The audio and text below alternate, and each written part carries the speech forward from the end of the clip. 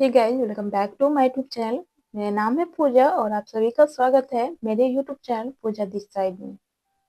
उम्मीद करती हूँ आप सभी अच्छे होंगे और आपकी पढ़ाई अच्छी चल रही होगी। आगे चलने से पहले मैं आप लोगों के साथ एक बात शेयर करना चाह रही हूँ। मेरा मन तो क्यों रोता है, मेरा मन तो क्यों रोता है, जो लिखा है वही होता है। रास्ते 10 और खुलते हैं जब एक बंद होता है। जिन पेड़ों पे फल नहीं होते, क्या वह चिड़िया का बसेरा नहीं होता। हिम्मत हारने से तुझे क्या मिलेगा, रात के बाद ही तो सवेरा होता है। कितनी भी उड़ान भर ले आसमान में, मिलना तो सबको जमीन पर होता है। मत मायूस हो दुनिया की बातों से, मत मायूस हो दुनिया की बातों से। सुना है जिसका कोई नहीं होता उसका भगवान होता है, उसका भगवान होता है। आप लोगों ने समझ गया होगा कि ये मैं किसके बारे में बोल रही हूँ। अभी बज रही है एक, रात की एक। आप सुबह बोलो, रात बोलो, कुछ भी बोल सकते हो। मैं क्लास ले रही थी। क्लास करने के बाद मुझे करना था करंट अफेयर्स। मैंने यूट्यूब खोली तो मुझे दिखा सोनू कुमार के पापा का इंटरव्यू। और सोनू कुमार कौन है और क्या केस है, ये आप सभी को पता होगा। नहीं है तो आप यूट्यूब पे देख सकते हो। मैं उसके बारे में कुछ नहीं बोलूंगी, बोलना भी उचित नहीं है। लेकिन इस चीज का जिम्मेदार कौन है, आप लोग कमेंट करके जरूर बताना। जहां तक मेरी समझ है, जहां तक मैं सोच पाती हूँ, इसका जिम्मेदार हमारा समाज, हमारा परिवार, हमारी सरकार, हमारी शासन व्यवस्था, हमारी शिक्षा व्यवस्था, ये सभी हैं इनके जिम्मेदार। ये बच्चों पे इतना दबाव बना दिया जाता है, चाहे रिजल्ट का हो, नौकरी का हो, मान सम्मान का हो, कि बच्चा सहते सहते उब जाता है। लेकिन एक चीज ये भी है कि बोला जाता है, जिंदगी का एक्सपीरियंस भी है, कि मैंने जिंदगी में जो भी कुछ अच्छा पाई हूँ, उससे पहले मुझे बहुत कुछ चुकाना पड़ा है। उसके बदले बहुत कष्ट सहना पड़ा है। मेरी जिंदगी में भी कुछ पल ऐसा आया जब दिमाग में यह सोच जरूर आता है कि दुनिया में कुछ नहीं है, हमारा कोई नहीं है। लेकिन उस समय मेरा परिवार मेरे साथ था, खड़ी थी, जिसके कारण मैं अभी यहाँ पे हूँ, सही सलामत हूँ। मुझे लगता है अब मेरी जिंदगी में मैं हर परिस्थिति से लड़ सकती हूँ और मेहनत भी कर सकती हूँ सपनों को पूरा करने के लिए। खैर वो मेरी बात अलग है। तो उस न्यूज को देखने के बाद 40 सेकंड के लिए ऐसे लगा, माइंड सुन पड़ गया कि ये एक घटना नहीं है, हर रोज ऐसी घटना होती रहती है। 4-5 मंथ पहले यूपीएससी एस्पिरेंट ने ऐसी कदम उठाई है, क्योंकि जो बच्चे बाहर रह कर पढ़ाई कर रहे हैं उसको पता होगा कि घर से बाहर रहने के बाद कितने प्रेशर को झेलना पड़ता है। क्लास का टेंशन, रूम ओनर का टेंशन, यहाँ पर सब कुछ मेंटेन करने का टेंशन, अपना करियर का टेंशन, सबके उम्मीद पे खरे उतरने का टेंशन, समाज में अपनी मान प्रतिष्ठा का टेंशन, सारा टेंशन स्टूडेंट पे ही है। उसके साथ वो अपनी करियर के लिए पढ़ाई करता है, मेहनत करता है।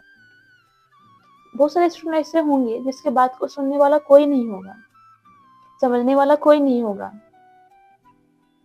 तभी वो मजबूर होकर के ऐसे कदम उठा रहे हैं। बीपीएससी के बारे में तो मैं कुछ बोलना नहीं चाहती, क्योंकि क्या हो रहा है वो आप सभी को पता है, मुझे भी पता है। अभी यूपीएससी छोड़ करके कोई ऐसा एग्जाम नहीं है जिसका पेपर लीक नहीं हुआ है। और इसका जिम्मेदार कौन है तो आपको भी पता है, मुझे भी पता है, और जो जिम्मेदार है उनको भी पता है। लेकिन उनको अपनी गलती सुधारनी नहीं है, उनको दूसरे पे आरोप लगाना है और इसे पिसा रहे हैं हम जैसे बच्चे। एक तो मेहनत करो, इन चीजों से लड़ो, पेरेंट्स को मनाओ। मिडिल क्लास फैमिली से हो तो आर्थिक तंगी से लड़ो, उसके बाद फिर पेपर लीक से लड़ो, रद्द होने के लिए धारणा दो, अच्छे से एग्जाम हो उसके लिए आप आंदोलन करो, रिजल्ट अच्छे से हो उसके लिए आंदोलन करो। ये क्या स्थिति बनी हुई है हमारे समाज में, हमारे देश में। कोई 9 दिन से बच्चे वहां पड़े हुए हैं, उसको देखने वाले सुनने वाले कोई नहीं है। क्या हमारी सरकार की जिम्मेदारी नहीं थी उसकी समस्या को सुनने के लिए? गलत क्या है सही क्या है वो बाद की बात है, पहले आपको आकर के सुननी चाहिए कि हमारी क्या मांग है। जो भी वीडियो वायरल हो रही थी, क्वेश्चन एग्जाम खत्म होने से पहले जो क्वेश्चन बाहर आया, कैसे आया? अगर बच्चों को आप मोबाइल ले जाने का परमिशन नहीं देते हो सेंटर पे, तो फिर बच्चों के पास मोबाइल कहाँ से आया? जहाँ तक मेरी जानकारी है, ना बच्चों के पास मोबाइल का परमिशन है और ना टीचर के पास है। फिर बच्चों के पास फोन कैसे आया, वीडियो कैसे लीक हुआ, फोटो कैसे लीक हुआ? ये किसकी जवाबदेही है?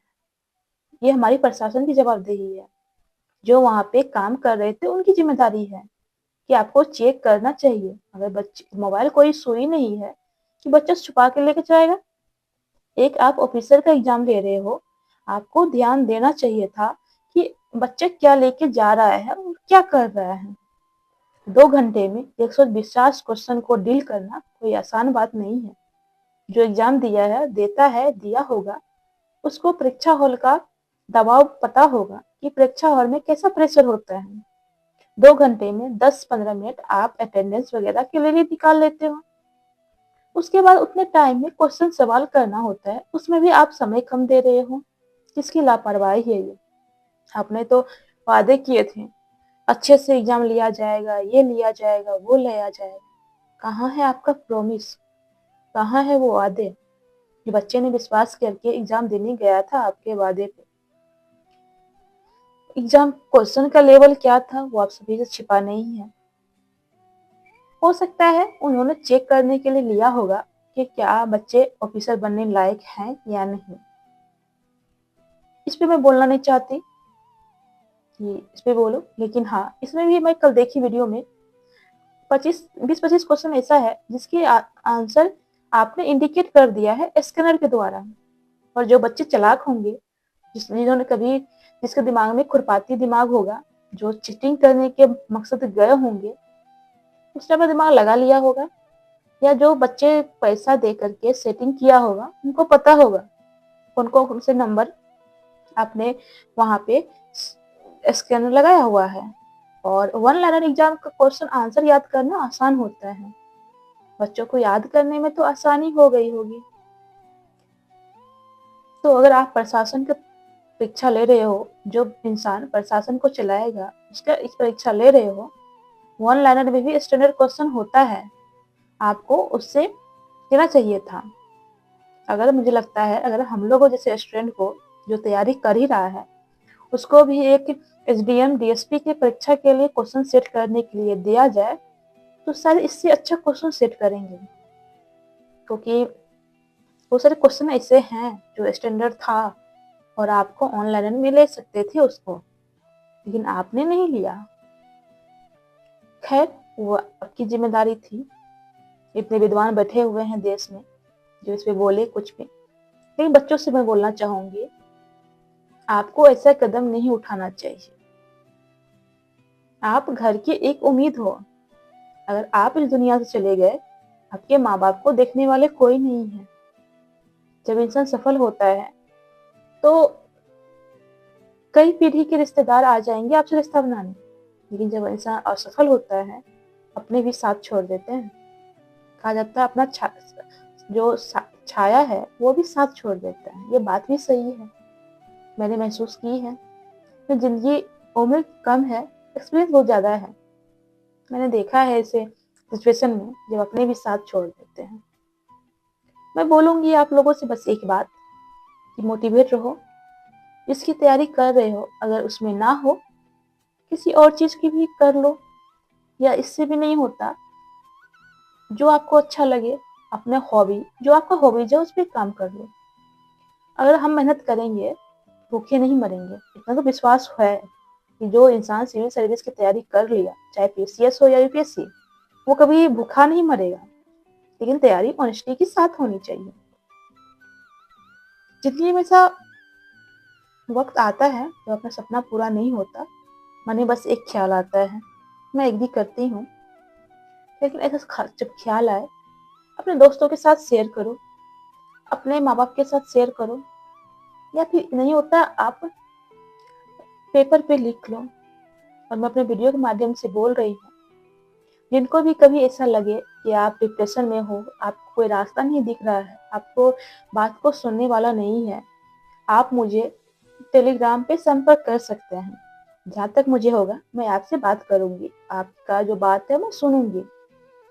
और इसको कोई नेगेटिव वे में ना ले, क्योंकि जब इंसान के माइंड में बहुत सारे सवाल चलता है तो दिमाग में एक ही बात, काश कोई सुनता, काश कोई मेरे प्रॉब्लम को समझता। एक प्रॉब्लम सुनने से इंसान का माइंड हल्का हो जाता है।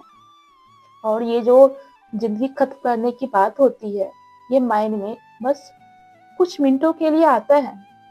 वो समय गुजर जाने के बाद फिर आपका दिमाग ठंडा होने पे खुद समझ आता है मैं क्या करने जा रही थी, ये गलत है। तो जितना हो सके, अगर आपके दोस्त परेशान हैं तो आप उससे सुने, उसके बातों को समझे, उनके बातों को मजाक ना बनाए। बहुत सारे लोग मजाक बना देते हैं बात को समझने के बजाय। ठीक है आप नहीं समझ, लेकिन उसको आप महसूस कराओ कि नहीं आप उसके साथ हो, आप समझ रहे हो बात। और मैं बच्चों से भी बोलूंगी, अपने फैमिली के मेंबर को साथ शेयर करो। कम से कम एक मेंबर ऐसा होना चाहिए जिससे आप सारी बात शेयर कर सकते हो। चाहे बहन हो, दीदी, जीजा, भाभी, कोई भी हो सकता है, आपका कजन, माँ, पापा, कोई भी हो सकता है। आप उसके साथ शेयर करो। और परिवार से बड़ा दोस्त कोई नहीं होता। अक्सर हम लोग सोचते हैं मेरा परिवार नहीं समझेगा बात। मैं एक्सपीरियंस बताती हूँ, अगर आप अपने परिवार को अपना मान के सारा बात शेयर करोगे, वो धीरे धीरे आपके बात समझने लगेंगे। ये मेरा पर्सनल एक्सपीरियंस है। मुझे भी लग रहा था मेरी फैमिली नहीं समझेगी, नहीं मानेगी, नहीं करेगी, ये वो डिस है। लेकिन अभी मैं अपने फैमिली के टच में हूँ, सारी बात शेयर करती हूँ। मेरे प्रॉब्लम से ज्यादा उनको टेंशन होता है, वो हमेशा खड़े रहते हैं सामने में। तो आपको विश्वास जगाना होगा, फैमिली के साथ आपको अटैच रहना होगा।